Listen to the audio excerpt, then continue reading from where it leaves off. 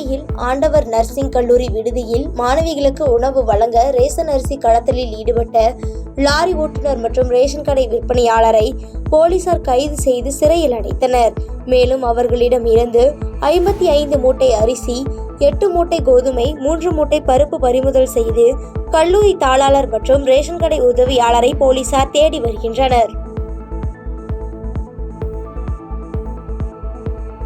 சேலம் மாவட்ட ஆட்சியரிடம் பள்ளப்பட்டி உள்ளிட்ட மாநகரின் பல்வேறு பகுதிகளில் வசிக்கும் திருநங்கைகள் 100க்கும் மேற்பட்டோர் கடைகளில் வசூல் செய்து கொலை மிரட்டல் விடுக்கும் திருநங்கை மீது நடவடிக்கை எடுக்க கோரி மனு அளித்தனர். முன்னதாக ஆட்சியர் அலுவலகம் முன்பு அமர்ந்து தர்ணா போராட்டத்தில் ஈடுபட்டதால் பரபரப்பு ஏற்பட்டது.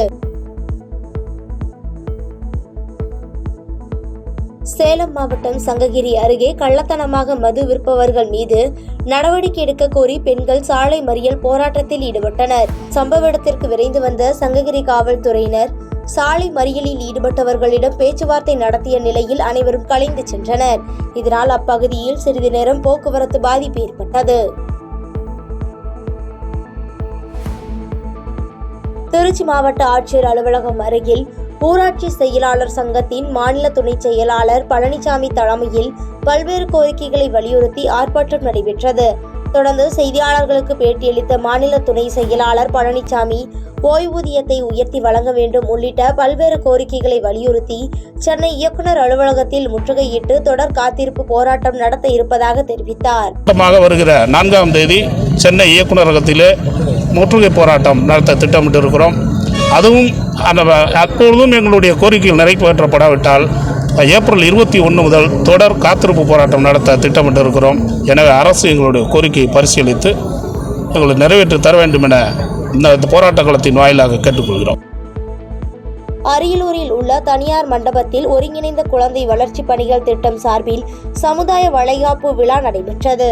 நிகழ்ச்சியில் கலந்து கொண்ட போக்குவரத்து துறை அமைச்சர் சிவசங்கர், மாவட்ட ஆட்சியர் ரத்தினசாமி, சட்டமன்ற உறுப்பினர் சின்னப்பா 300 கர்ப்பிணி பெண்களுக்கு மாலை அணிவித்து வளையல் அணிவித்தனர்.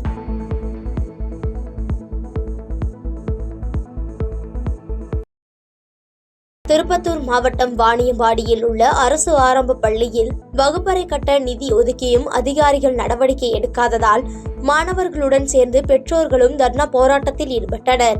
தொடர்ந்து செய்தியாளரிடம் பேசிய பெற்றோர்கள் பள்ளியில் உடனடியாக போதிய கட்டிட வசதி அமைத்து தருமாறு கோரிக்கை விடுத்துள்ளனர். கட்டிடம் மட்டும் எங்களுக்கு ரெடி பண்ணி கொடுங்க, கட்டிடம் வரத்தை தடுக்காம இருந்தா போதும், எங்களால முடிஞ்ச அளவுக்கு நாங்க செய்வோம்.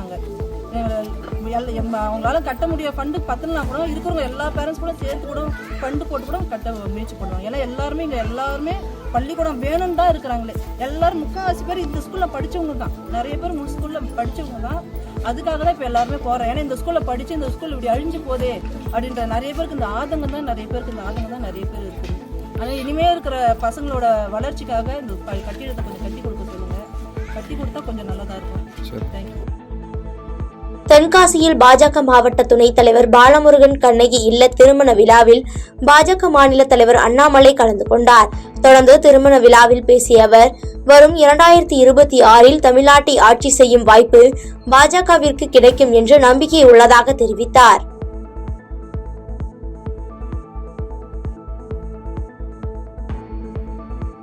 மதுரையில் 17 வயது சிறுவன் கடந்த 1 வருட காலமாக பள்ளிக்கு செல்லாமல் வீட்டில் இருந்தபடியே செல்போனில் பப்ஜி கேம் விளையாடி கொண்டிருந்த நிலையில் மன உளைச்சலுக்கு உள்ளாகி தற்கொலை செய்து கொண்டார்.